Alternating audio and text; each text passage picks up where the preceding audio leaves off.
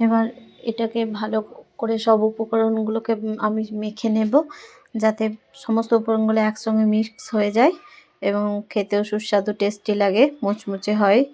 এজন্য হাত দিয়ে আমি ভালোভাবে মেখে নেব এটাকে।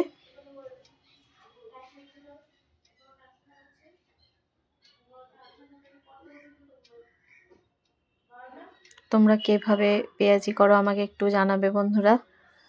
আমি তো এই সব উপকরণগুলো দিয়েই পেঁয়াজি বানাই, তবে সবসময় ধনেপাতাটা পাওয়া যায় না।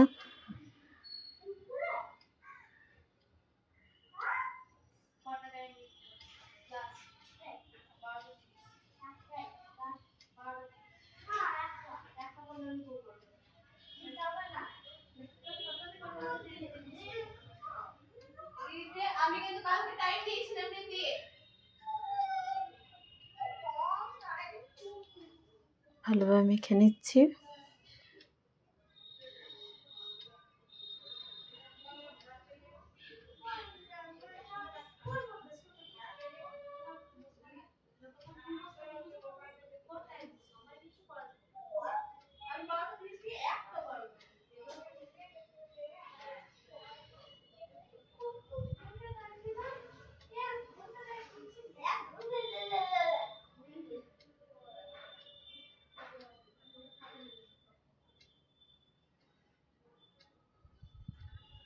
এবার আমি এটাকে একটু হাতে করে নিয়ে তেলের মধ্যে ছাড়বো।